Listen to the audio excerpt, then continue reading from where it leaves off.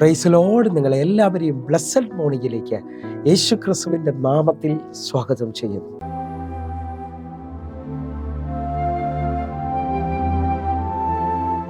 ഇത്ര നല്ല രക്ഷകനായ യേശുവേ, ഇത്രമാം സ്നേഹം നീ തന്നതാ. ഇത്ര നല്ല രക്ഷകനായ യേശുവേ, ഇത്രമാം സ്നേഹം നീ തന്നതാ. ഇന്നു ഞാൻ നൽകിടും തുല്യമാ ഏഴയെ നിൻ മുൻപിൽ യാഗമാ. ഇന്നു ഞാൻ നൽകിടും തുല്യമാ ഏഴയെ നിൻ മുൻപിൽ യാഗമാ. ഇത്ര നല്ല രക്ഷക യേശുവേ, ഇത്രമാം സ്നേഹം നീ തന്നതാ. ഇത്ര നല്ല രക്ഷക യേശുവേ, ഇത്രമാം സ്നേഹം നീ തന്നതാ.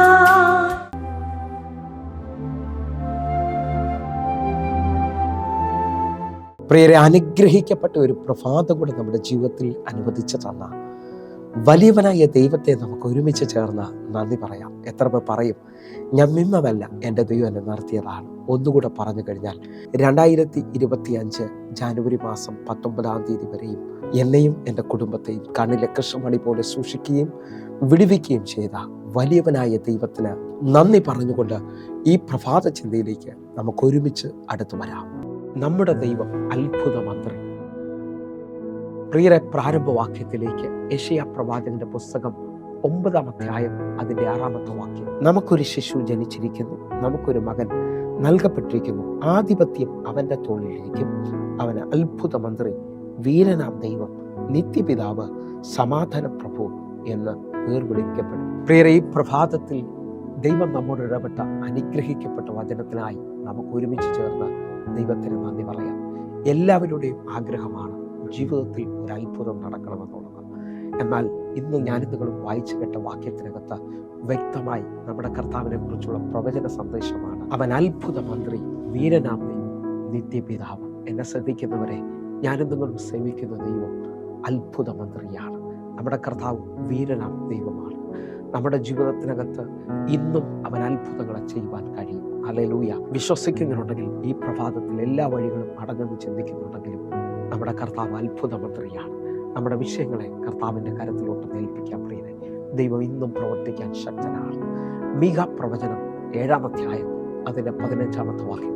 നീ മിസ്രൈം ദേശത്തുനിന്ന് പുറപ്പെട്ട കാലത്തെ പോലെ ഞാൻ അവനെ അത്ഭുതങ്ങളെ കാണിക്കും. പ്രിയരെ, ഈ വചനം കൂടെ നമുക്ക് ഒരുമിച്ച് ചിന്തിക്കുമ്പോൾ നമ്മുടെ ദൈവം അത്ഭുത മന്ത്രിയാണെന്ന് നമുക്ക് വിശ്വസിക്കാം. നിങ്ങൾ ശ്രദ്ധിച്ചു നോക്കിയേ, ഒരു വലിയ ഹോസ്പിറ്റലിലേക്ക് നിങ്ങൾ കടന്നു ചെന്നാൽ ഓരോ രോഗത്തിലും സ്പെഷ്യലായിട്ടുള്ള ഡോക്ടേഴ്സിനെ നമുക്ക് കാണാൻ കഴിയും. ഗവൺമെന്റിൽ നിന്ന് ഒരു കാര്യം എനിക്ക് നിങ്ങൾക്ക് സാധിക്കണമെങ്കിൽ അതാത് വിഭാഗങ്ങളിലും ഓഫീസുകളുണ്ട്. അവിടെ ചെന്നാൽ മാത്രമേ അതെനിക്ക് നിങ്ങൾക്ക് സാധിക്കത്തുള്ളൂ.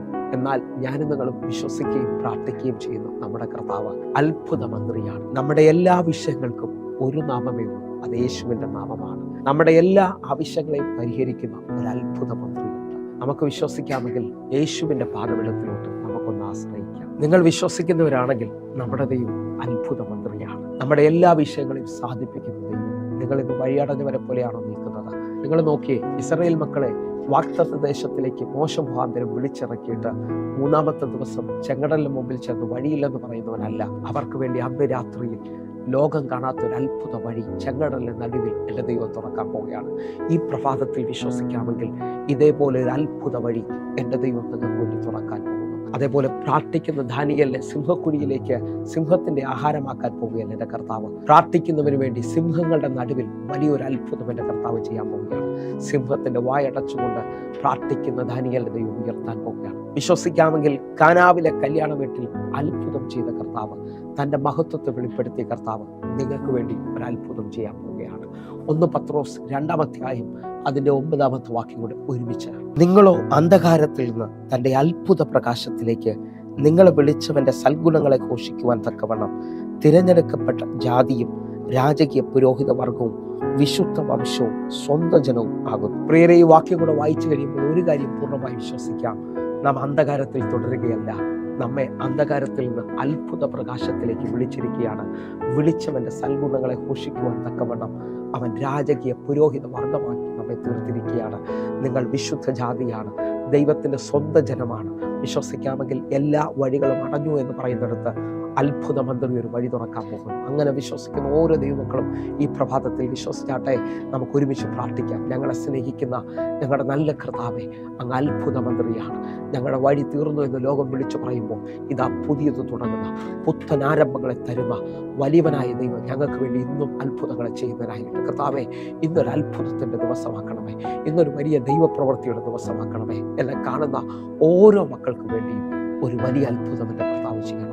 യേശുവിൻ നാമത്തിൽ പ്രാർത്ഥിക്കുന്നു, കേൾക്കണം പിതാവേ, ആമേൻ. പ്രിയരെ, ഈ പ്രഭാത സന്ദേശം നിങ്ങൾക്ക് അനുഗ്രഹമായി ഞാൻ വിശ്വസിക്കുകയാണ്. എന്നെ കാണുന്ന, എന്നെ കേൾക്കുന്ന ഓരോ ദൈവമക്കളും നിങ്ങളുടെ പ്രാർത്ഥനാ വിഷയങ്ങൾക്ക് വേണ്ടി ഈ നമ്പറിലേക്ക് വേഗത്തിൽ വിളിക്കണം. അതേപോലെ തന്നെ എല്ലാ ദിവസവും ഇന്ത്യൻ സമയം 6 മണിക്ക് നമുക്ക് സൂമിൽ ആരാധന നടക്കുന്നു.